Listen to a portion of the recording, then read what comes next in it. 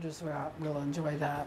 Some of the upcoming things that are going to be happening, I've been approached by the acting manager of court operations for Brantford, and they want to see how they can work with us to get more of our community members to participate on juries.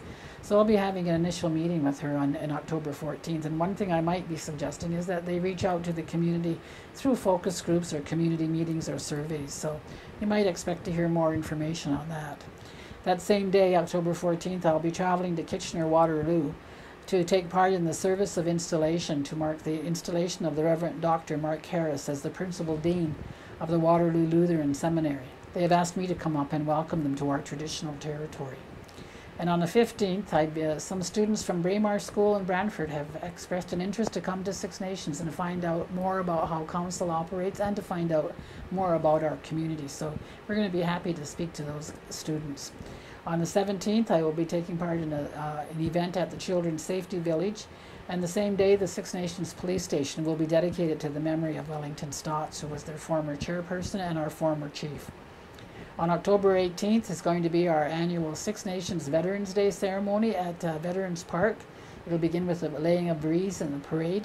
If you want to lay a wreath, you should contact Vera Mator, who is with the Six Nations Veterans Association.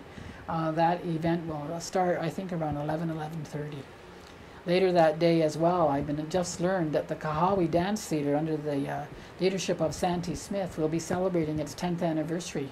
And I think they're planning some events over at Six Nations Polytech. October is also going to be, I guess, the month of galas. There's going to be Dewa de Desne, the Health Access Centres in Brantford and Hamilton are holding a gala on October 21st. The Dreamcatcher Galas on October 22nd. And Mayor Friel in Brantford is holding a gala on the 24th to support the SPCA. And on October 24th, there is going to be Six Nations' second annual Zombie Run, which is a walk and run, which is a fundraiser that will be held at Chiefswood Park.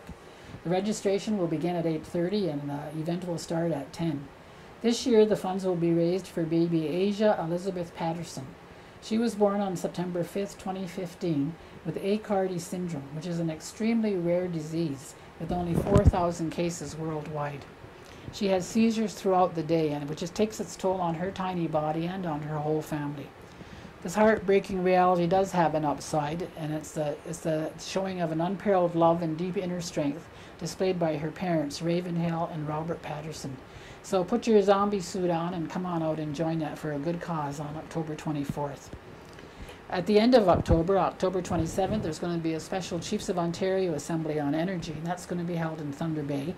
And immediately after that, I will be taking part in a political confederacy retreat with the Chiefs of Ontario, also in Thunder Bay on October 28th and 29th.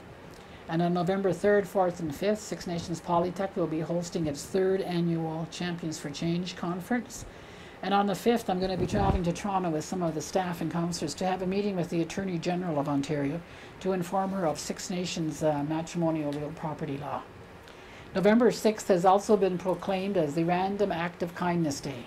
We'll repeat that again, and so on November 6th, buy somebody a coffee or do something nice or kind for somebody in the community. On November 7th, there will be the Thank-A-Vet Luncheon at Assumption College.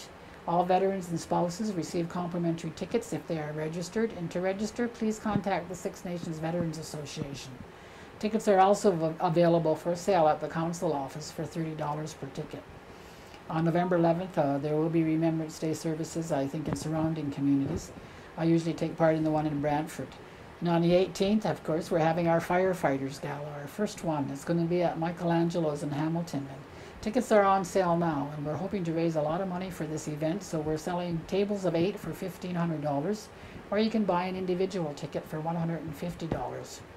And at the end of November, on the 24th and 25th, there will be a special Chiefs of Ontario Assembly in Toronto, immediately followed by Days in the Legislature at Queen's Park.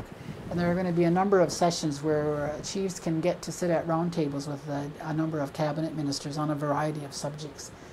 And the end of that week, on the 27th, the Chiefs of Ontario Political Confederacy meeting will be having their annual meeting with Premier Wynne.